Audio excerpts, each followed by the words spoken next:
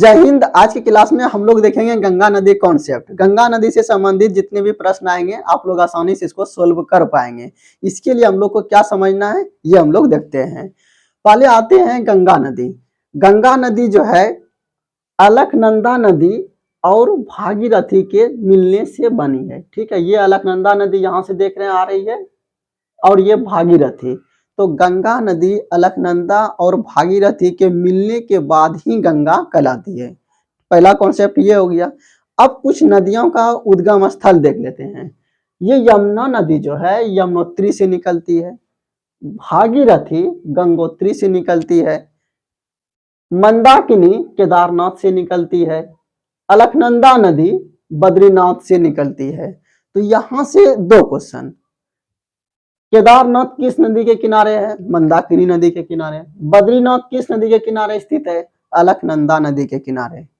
उसके बाद हम लोग देखेंगे मुख्य रूप से दो ही नदी है, एक भागीरथी है और दूसरा क्या है? अलकनंदा है। बाकी ये सभी इनके सहायक नदियां हैं।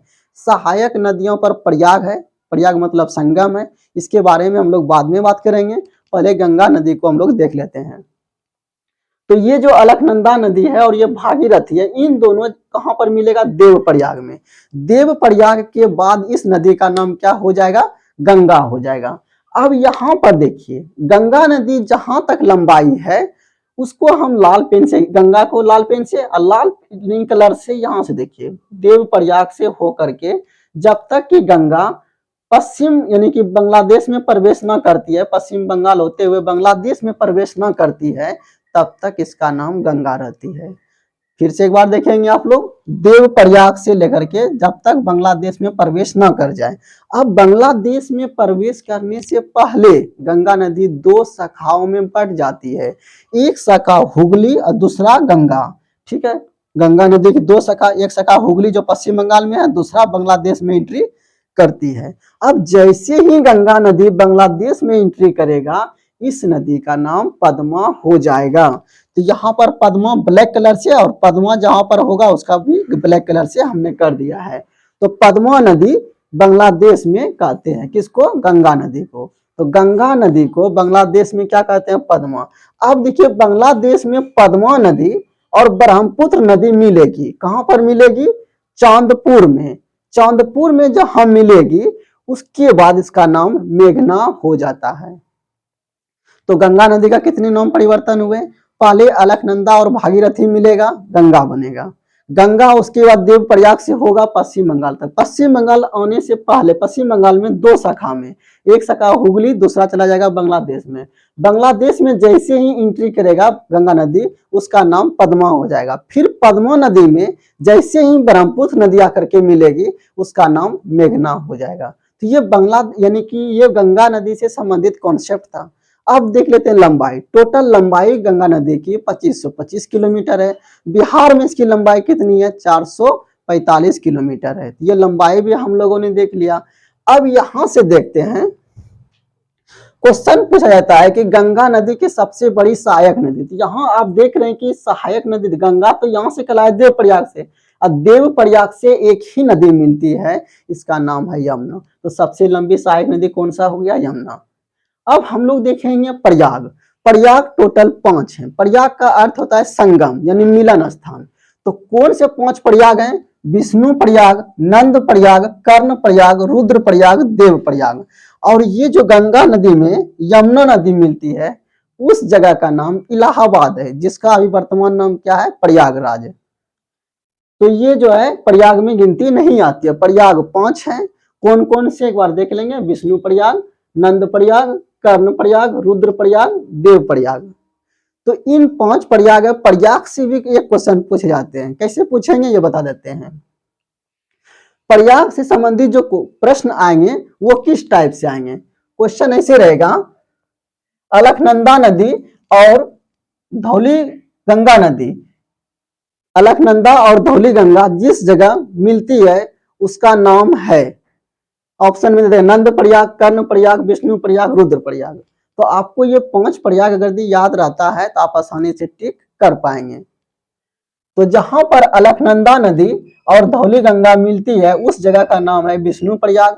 जहां पर अलकनंदा नदी और मंदाकिनी नदी मिलती है उस जगह का नाम है नंद प्रयाग।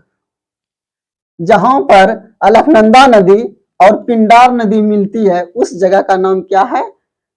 कर्ण प्रयाग। और जहां पर अलकनंदा नदी और मंदाकिनी नदी मिलती है उस जगह का नाम है रुद्र प्रयाग। तो इस तरह से 4 प्रयाग, जहां पर भागीरथी और अलकनंदा मिलेगा उस जगह का नाम देव प्रयाग। तो देव प्रयाग तो आपको आसानी से याद हो जाएगा।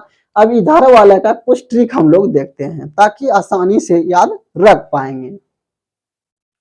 यहाँ पर आप देख रहे हैं कि विष्णु प्रयाग है।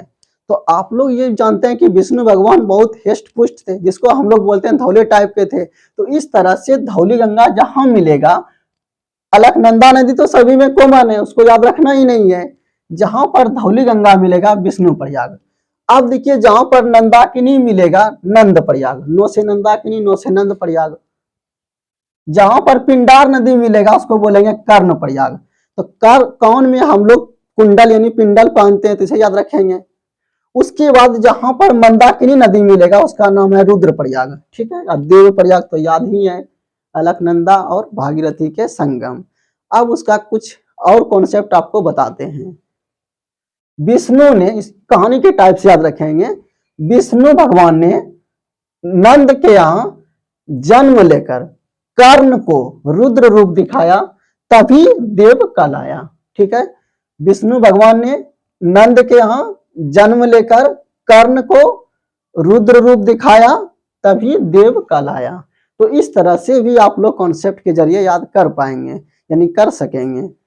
तो यहां से गंगा नदी से संबंधित जो भी कॉन्सेप्ट थे उसको हमने बताने की कोशिश किया। अब कुछ और ट्रिक बताते हैं। ये यमुना नदी, भागीरथी, मंदाकिनी, ये जैसे कि ये जो सहायक नदियां हैं इसका, इस टाइप से अलकनंदा का कौन कौन सी नदी इस टाइप से मिलेगी और कौन कौन दाएं टाइप, यानी दाएं तरफ से कौन सी नदी मिलेगी और बाएं तरफ से कौन सी नदी मिलेगी, उसका भी कुछ ट्रिक है। क्या ट्रिक है?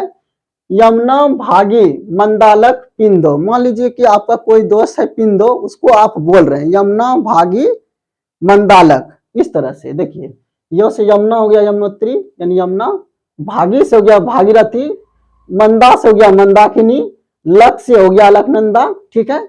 अब फिर इधर से देखिए, यमुना, भागी, मंदालक, पिन, धो। तो यहां से याद रखेंगे, यहां तक हम लोग आ चुके हैं। पिन यानी पिंडार, नो से नंदाकिनी, धो से धौली गंगा। तो इस तरह से इधर का क्रम और इधर का क्रम दोनों आप लोग नीचे से ऊपर जाएंगे, यहाँ इधर से ऊपर जाएंगे। इसका भी ट्रिक आपको बताएं। तो उम्मीद है कि आप लोग को ये आसानी से समझ में आई होगी। आप लोग 1-2 बार वीडियो देखिए, आसानी से याद हो जाएगी। धन्यवाद।